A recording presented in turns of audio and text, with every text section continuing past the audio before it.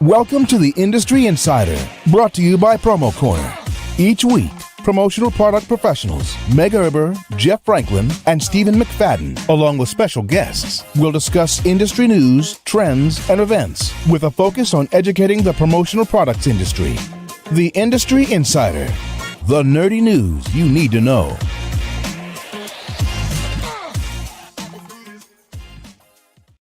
Welcome to yet another exciting episode of the Industry Insider, your promotional products podcast where you can get all the nerdy news you need to know about. My name is Jeff Franklin, National Accounts Manager with Headwear USA, and I'm joined today by three other lovely folks. But of course, as always, before we get to them, we got to tell you about our fine sponsors.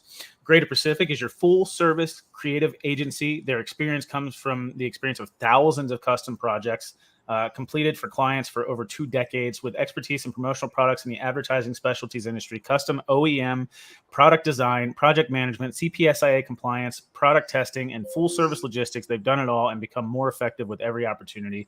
Greater Pacific creates the ultimate manufacturing experience for their clients. So go visit them at greaterpacific.com today. Tell them the Industry Insider sent you. Why don't we say hello to Stephen McFadden? How are you doing today, sir? Awesome. Can't complain. I did just spill some coffee on myself as the podcast was starting, so we're not going to, that's always good. Human. We're all human. Was it hot coffee? No, actually. It was at one point. I was going to use that to excuse your dancing at the beginning of the podcast, but No, that was me being like, oh, no. Meg Erber, how are you? I am doing fantastic, and I'm glad I'm not bedroom Megged today. I mean, same background. Well, technically, you're still Bidgy Meg, and it's nice that we changed our shirt to to liven things up a little bit. But look, you're still in the bedroom, so bedroom Meg says, "Sleep in for good." Sleep in for good. Yeah. How are you doing? I'm doing great, actually. We're about to announce we're gonna have like a party, like a Facebook party, I guess, to celebrate our final number for Water for Good. So we're going to celebrate all our suppliers. It's really exciting. It's coming. So I don't have any, yes, because this is a pre-recorded episode, so I'll have more information by the time this actually goes live. Facebook party. Yeah. People just post like emojis of like the little dancing. Yeah, no, it'll be Facebook event live type thing, and Maybe I should change your icon at the top right corner here. There we go. Pre-recorded. Okay. There we go. We're all good now. All right. Joined today by a very, very special guest, my brother, BJ Vaughan. How are you doing today? Outstanding. And I do say my brother, and I actually mean my brother. This is my brother-in-law, y'all. BJ is married to my sister. And BJ is actually the person that I have my experience in the promotional products industry. It's who I've got to blame for it. So we've talked about you a few times. We've talked about you all the time, actually. Yeah. So first of all, how are you doing today, BJ? Doing well. Good. Business is up, so no complaints. You cannot complain about that. That is not for sure. Not at all. So, look, it is customary for us to give our special guest a good 3 to 4 minutes to introduce themselves, maybe tell us how you got started in the promotional products industry and what you've been up to since. So take it away, BJ. Okay. Well, I'm BJ Vaughan. I've been in the industry now, believe it or not, 35 years. I came fresh out of college. I had no idea what this industry was. I got started with my uncle, who was just starting out in this industry. And I literally had an opportunity at the time to either work for, I had an opportunity to work for IBM, which now I talk to people, the younger people, they'll like, what's IBM? I say, well, you're Apple, Microsoft. It was equivalent to the Apple of Microsoft at the time. And I actually turned that down. Everyone thought I was crazy. If you say, hey, I turned down Apple or Microsoft to go in this industry. And I think the first year, I know for a fact, the first year I was in this industry, I could have made more at McDonald's flipping burgers than I did. But I'm still here 35 years later. And, it was a lot of learning. But the thing about it, this industry's fun. And so clearly doing a little bit better now than flipping burgers at McDonald's. Yes. You know what? People don't tell you how hard it is your first 2 years unless you have, a lot of mentors. But I think your first 2 years, you're really trying to figure it out. You're paying business expenses and taxes. I think my first year when I opened my distributorship, I could have made more money flipping burgers at McDonald's too. And it's hard. It's a lot of work. And then, but yeah, sorry. I didn't mean to get off track, but yeah, I felt that. I definitely felt that. We were all brand new in this industry. So, that was the thing. It wasn't like I went into a distributorship that knew, everybody was learning. So it was definitely a learning curve. And how was the learning curve different then than it is now? Do you know? Well, then we knew nothing about the ASI show and all that. That wasn't maybe till 5 or 7 years into the industry that we even found out about that. And the learning, the education. And I remember at that time, my wish, this was, we weren't even using computers. Most of it was fax. Yeah. And I said, if they ever come up with a color fax machine, that would be the best. Where I can send images to people in color on the fax machine. No idea what the computer, internet, any of that stuff existed. So here I am trying to picture your uncle. I don't know him, but your uncle 35 years ago when it was just fax machines. What was he like selling pens out of his trench coat and be like, come on, BJ, I got a great idea here. No, to be honest, he was on top of it. He came from the liquor industry. So he was and worked for one of the larger liquor distributors. And he really looked at this as a cash business because he had invested in real estate. And the bulk of what he did was from the real estate background. So that was where and he looked at this as cash while the real estate was going on. Smart man. He was in downtown DC back in the 70s. So he's done very well. And his accountants always said, why do you even fool with this stuff? What we're doing. Because it was a different level. But no. Because it's fun. It's fun. I tell you what, it's always something new. Always something new, and in 35 years, I haven't gotten tired of it. It's still fun for me. And this is a relationship-based industry, and for so long, I've known BJ longer than I've known Jeff, even though I probably knew him around the same time that you were there. But so I've known him almost for the better part of 15 years. But even though this is a relationship-based industry, there's not a lot of relationship selling yet. And I think we're trying to get there. I think this newer generation that's coming up into this industry has a very big push for relationship selling, not product or category selling, let's say. So I'm interested to see how you've seen that change over the years, BJ. Well, I tell you, the biggest thing was before it was picking up the phone and yellow pages, and that was how we got clients.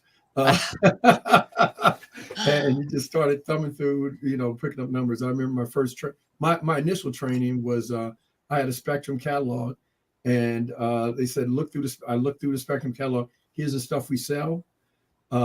Here's some of the clients where you can look at the names on it. This is the clients you can go after, and here's a phone and a yellow page, and go do it. And that's actually fast forward to 2003. That's exactly how my training was in 2003. So there wasn't much advancement between then and 2003, but go ahead. and I had a car sales background. So I was, in 19, I was selling cars, and I was actually the youngest salesperson there. And by the third month I was at the dealership, I was number one salesperson. So I'm not surprised. It was an easy. This was a lot easier, but I tell you what, because I didn't have the background and the training, I'll never forget. My first sales was with a place they were called Cable TV Montgomery. So this is when the cable was broken up. He literally wanted 100 clocks. I still remember this: 100 clocks to stick in the vans so people could be on time. And these are just these round digital clocks. He gave me the business because I stuttered the entire time that I gave the presentation. And I think he felt sorry for me because I had no idea what I was doing. Oh, that's so cute, actually. Did you go through Michelle Jenerick to get those clocks 35 years ago? Because that would not surprise me either. She's been in this industry that long, I think. You know what? I remember they were like 95 cents or something like that for little digital clocks. That's crazy. I should have kept one. Yeah. Yeah. Well, the topic for today, we definitely want to discuss, sort of small business and different things that, are available to small businesses out there to maybe take advantage of to kind of help better position yourself. Whether it's like Small Business Development Council and things like that, or, BJ, you have the opportunity to go after minority business as well. So anything like that, we can sort of shed light on for the audience would be really cool to go into. But, is there anything else, as far as introductory from like where you got into the industry to now or through that journey that you want to discuss before we get into that? Yeah, it's come a long ways. I mean, obviously, and, knowing about the shows and just the opportunities right now is just so different from, when it started out. I always, attend all the ASI, PPI shows every year.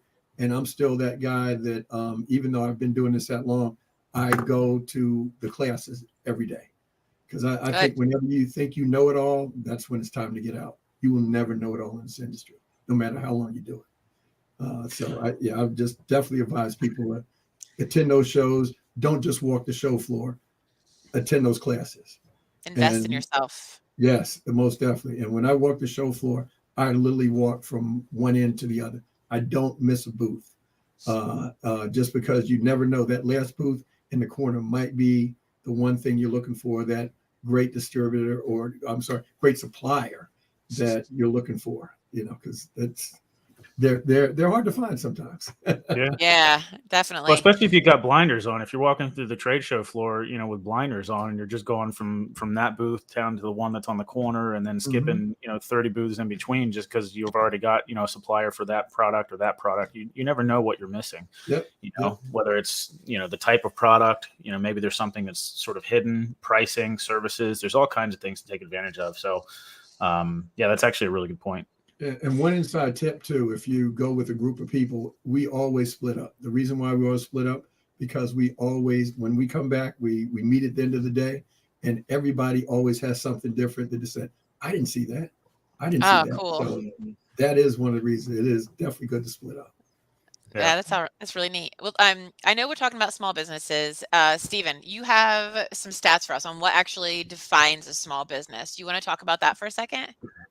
Yeah. So, there's a couple different definitions. One, obviously the US, they define small business a little bit differently than I think our own industry does. So I know when we think about things like LEAD and places like that, where we're pushing for small business as a big picture, those are going to be companies that I guess the country defines as small business, and that would be places that are under 500 employees and under 7.5 million in annual receipts. So most of our industry falls into that category. I think it's like 98 or 99 probably percent of those. So our industry, though, we break it down like PPAI, ASI is that I'm using the royal we here. They do statistics based on over 2.5 million and under 2.5 million. So that's how they break. When you look at statistics by ASI and PPAI, that's how they kind of break it down. I'll just Q&A you guys because I'm curious what your guess is. What percentage of our industry is made up of under 2.5 versus over 2.5? It's 97. It's either 97 or 98%. I would say 46%. I'll guess 80%. Okay, so over $2.5 million is 53%, and under 2.5 million is 47%. The 98%, Jeff, you're talking about is the under 7.5 million and under 500 employees by the U.S. standards. That's probably where you got that one. Okay. Yeah, from the little black book, because I've been doing LEAD with PPAI like literally for the last. You must have missed the first thing I said, which is I know. Well, I was reading your private chats in here that I'm not supposed to post. So yeah, I was a little distracted. We'll take that. We'll take that. So one of the things that is interesting is to watch how those kind of work together, and this is the smallest since 2020, the over 2.5 million were 52%, it jumped to 57%, and now it's back down to 53%. So you would think that there's some shifting in the industry, but really when you go down to it, it's because of the increase or decrease in sales volume over the year before it. So small businesses, as defined by our industry, so under 2.5 million, had a 26.76% sales increase over the year before. So small businesses were doing great. The over 2.5, we're still doing good, 7.2% increase. So that's a huge disparity between the two, which I think is interesting. So to piggyback on that, though, Yeah. you got to consider mergers and acquisitions as well. So you're actually taking distributorships away from the business through mergers and acquisitions, and what's left is still up that amount. So they're actually up higher than that if you think about it on average. Yeah, which overall led to a total increase in the industry of 15.6% from 21 to 22, giving us our new industry total of $25.5 billion. So we I think it's pretty surpassed neat. 2019. What's that? We surpassed 2019 numbers this year By 1.2 billion. Yeah, That's so awesome. it's a pretty awesome increase. There is one other interesting segment to look at, and that's how they break down even further into the small business. So specifically staying in small business, they have 4 different categories: so under 250,000, 250 to 500, 500 to 1 million, 1 million to 2.5. The change overall sales wise, under 250s lost 6%, 250 to 500 lost 6.5%.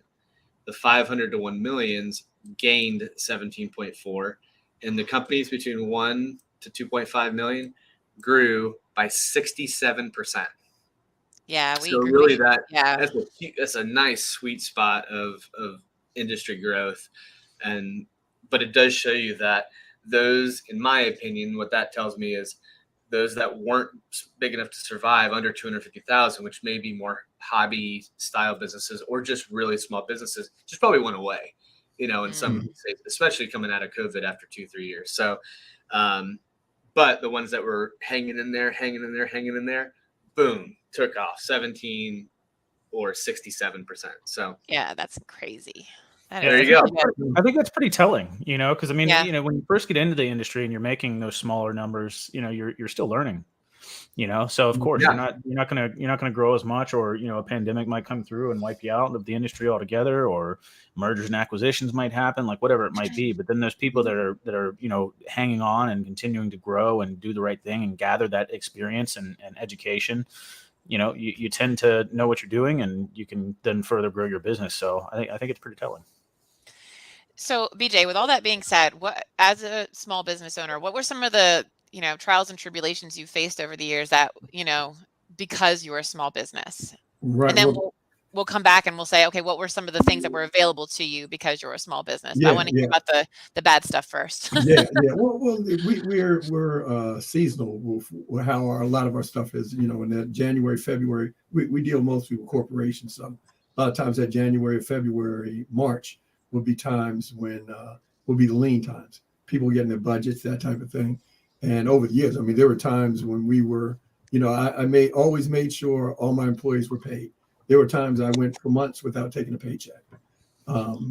That's what you have to do. But I made sure everyone was paid during COVID. We had no layoffs. And I tell you what, the PPIs and all that stuff helped out. That was positive.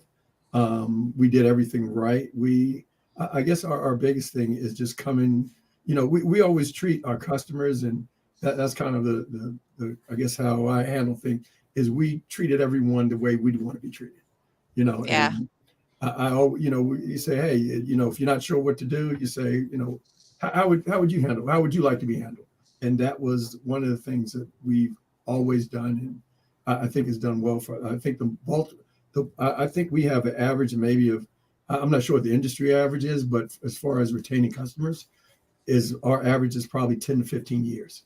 Wow. A lot of times we have people retire before they leave us, or move on. But a lot of times when people, I tell you how we've grown too, is when people have moved on, they've actually gone to another company, will pick up the business where they used to be and where they moved to, because they like dealing with us. That's amazing. Yeah. You have strong roots with the community, it seems like, and with your customers. So Yeah, Well, a lot of friends. a lot of the business that you do is cyclical too, right? So like you're doing a lot of that's the biggest thing. things It's like that. cyclical. So it actually it really helps out a lot to especially if you're proactive and smart about it, which you guys are at Blue Chip. You know what's coming up, and so you're able to use that to then go after that client again, at the appropriate time and retain that business. I think it's really smart to have that type of business and to do it the way you guys do. Yeah, and I tell you what happened during COVID, and I'll be honest, we had some large clients reach out to us that we hadn't dealt with, and I'll say extremely large. It doesn't happen in this industry, and I think because of what was going on, I put them through the ringer. Put it that way, because I didn't think it was real. You don't have company. There's so much so many scams going on, and you don't have a company in the top 10 of business calling you out of the blue saying, hey, we want to place some orders. Not because you saw our website, we just want to place some orders, and they want our information, wanted to get them in the system. And I just, I put them through the ringer because I said, this doesn't happen. and they passed the test. It was real. And we're still continue doing business with them right now. So nice. So you found out it wasn't a prince in Nigeria. It was not. I thought it was, though. They passed the test. So any other trials or issues that you had as a small business, or things that came up before we get into some of the opportunities? I tell you initially, and if people out there, have small businesses, a lot of it, the bank, when I talk to my bankers, they cringed. But, a lot of stuff in our financing, in the beginning, I use my personal cards, and the thing about it with the personal cards, it kept us going. It gave us 30 days. You might have net 30, then you have 30 days to pay, and so it definitely helped because banks, well, especially now, I know it's really tough. We're fortunate we're in a position that we've been here long enough that we do have money from the banks if we need it. It's there, but a lot of small business you finance with credit cards. And I did that for many, many years. But I've learned how to, fortunately, we were able to get through. And, sometimes that interest rate was a little high, but now, I tell you, now one of the things, credit card, I'm thankful for the credit cards because we use them. We use them for the points. I tell you, one of the things that I was thinking about doing my thing for the MAS on maybe a class on how to use credit cards for the points. You definitely want to pay them off in full. But for example, when we've gone to the Vegas shows and gone to shows all over the country, I haven't paid for any of our employees to fly out there for over 10 years. We do all on points, and we just use that to fly. That's cool. So that Meg really and cool. Stephen, I would like to issue a new challenge, because since you guys, neither one of you will move the scale at all with the MAS, and since BJ just mentioned MAS, I would like to issue a challenge. I think BJ is going to get his MAS before either one of you guys. Oh, don't Accurate. He's got a 35-year head start. You don't know. You know what? I have not. I was just with the ASI for a long time, and it didn't. The points didn't transfer over. I have a ridiculous amount of points. Oh, I just me too. Me too. Yeah. I need to apply for it and get it. I forgot how many points I have, but Yeah. 30 years. 30. Yeah. He's got a head start. But Stephen, So Stephen, you raised your hand. You're also with a small business, considered a small business. You want to tell us a little bit about what your trials and tribulations were? I don't think you are I considered was a small gonna say business the anymore, though, right? Aren't you guys over that 2.5? Yeah, I mean, but I guess by the U.S. standard, we're under. We're in the 98% that Jeff uses. Yeah. Hey. I didn't know. Hey. We're projected to be out of ASI small business this year. Nice.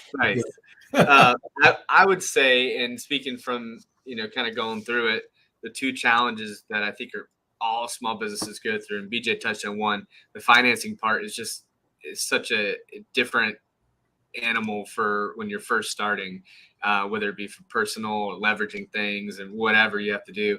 And then the positions within a company.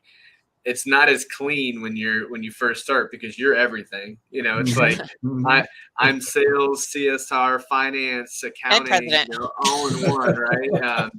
And as you get larger and you start adding pieces and stuff, you can pull apart those positions to make it a little cleaner. But that, man, it is a huge leap to go from, even just when we used to do our own orders, like with the paper folders and stuff, I'm calling and checking on an order that we have in house, make sure it's there.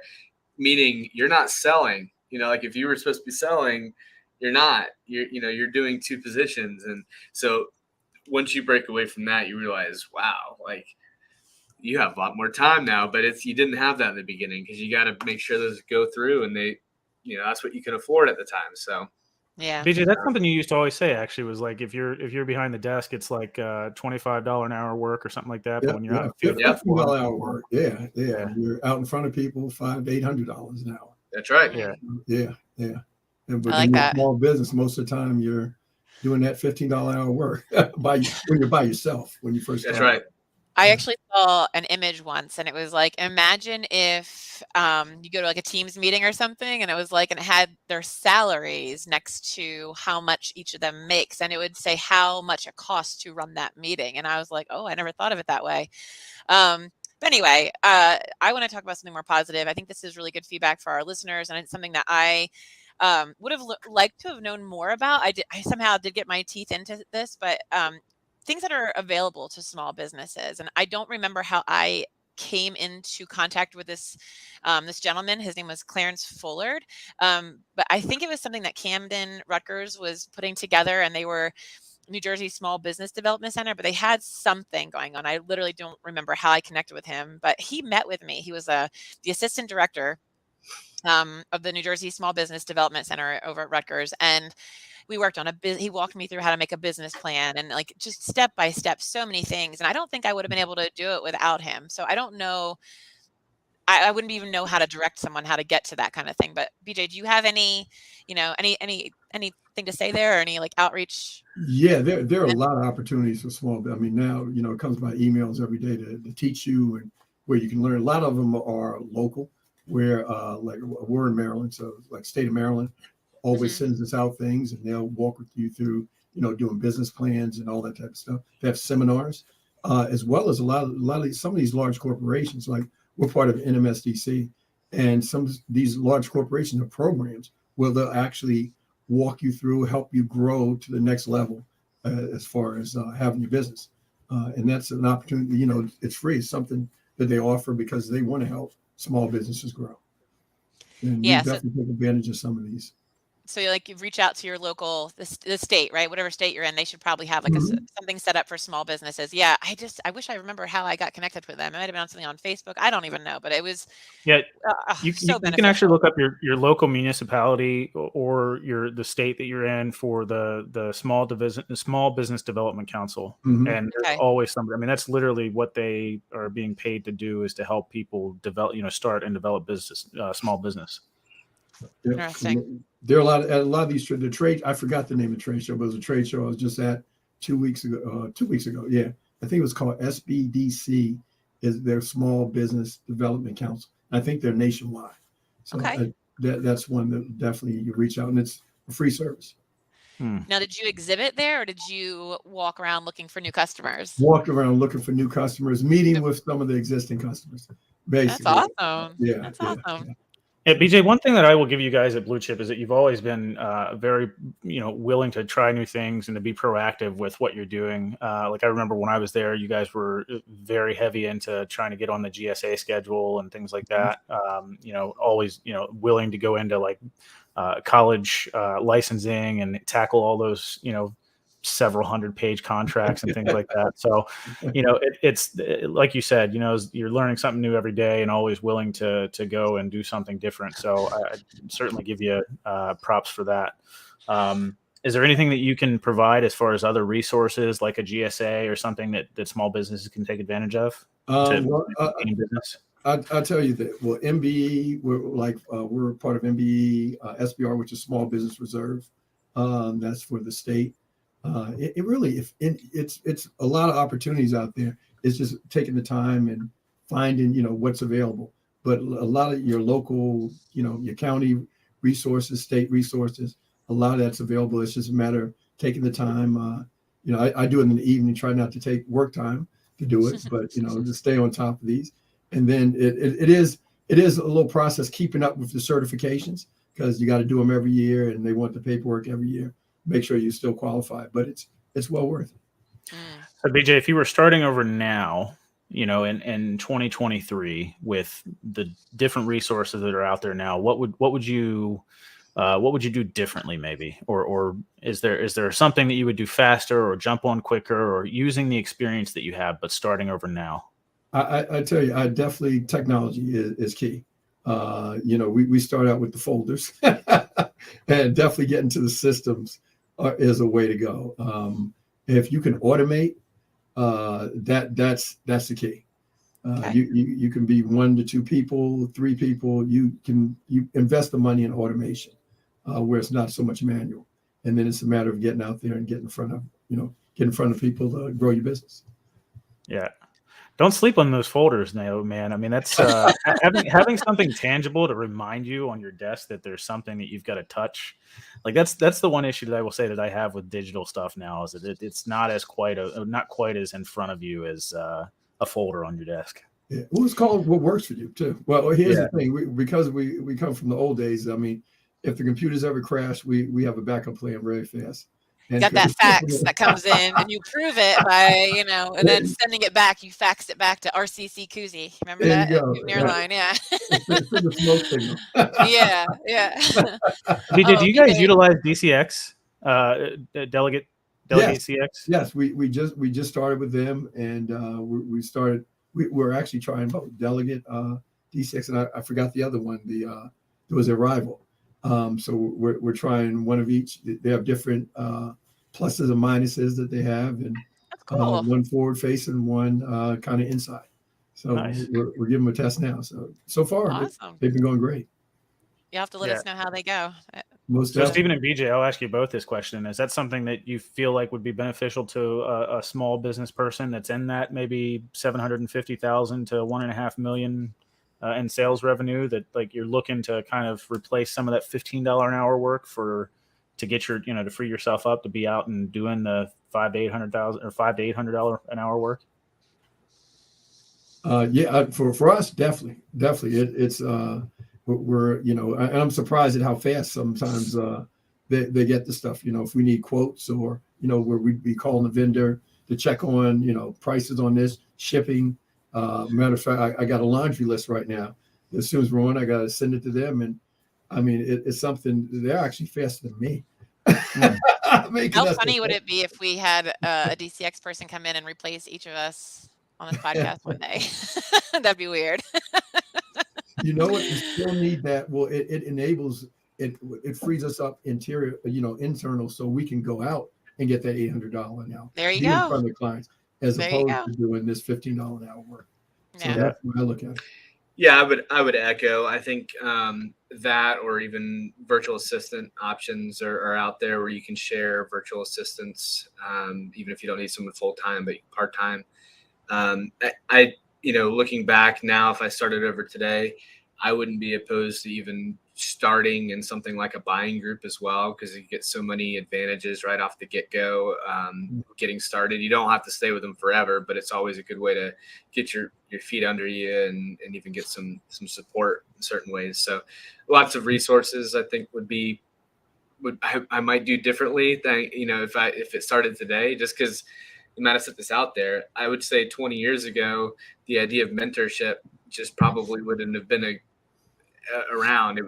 Everyone wasn't as friendly and open as they are, it seems, right now. So the fact that I could call people down the street and get advice, or join some of the many mentorship groups that are in our industry to get myself started as a free resource, I mean, that's incredible. And that's totally different than it was, I have to imagine, 35 years ago. Oh, most definitely. You wouldn't walk down the street to your competitor and say, hey, what would you do here? You'd be like, get out the door. Yeah. It never Get out happened. my- That's true. That's true. Yeah, it's definitely changed. And the trade shows and meeting with people, it's definitely changed, you know, people's attitudes and how people work. You know, and then you have, I guess there are a lot of mentors out there that advertise their services. I'm just thinking, top of my head, David Blaze. That's, you know, that's been out, you know, those people didn't exist when I started out. So yeah. I was in my own little bubble. I didn't know anything about regionals, or I went to the Promotions East show every year, and that was it. And that was a very, very tiny little bubble. So thank you, BJ. This was a really insightful topic. We didn't think it was going to go 35 minutes, but it did. And that was a lot of really good information. So thank you. You were a great guest. We appreciate it. Hey, you're welcome. You're welcome. Thanks for having me. Yeah, awesome. absolutely. Well, listen, this podcast was brought to you by our good friends over at Greater Pacific. They're a direct manufacturer of custom OEM products selling to the promotional products industry with over 27 years of experience and specializing in over 10 product categories.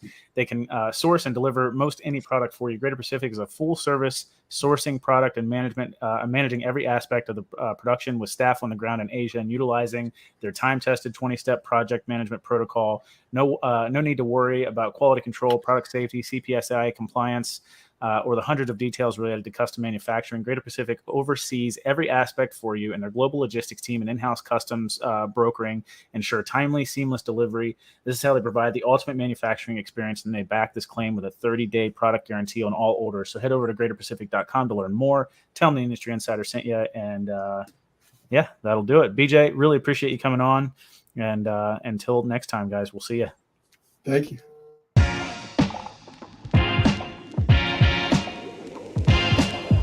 Thank you for listening to this week's episode of PromoCorner's Industry Insider.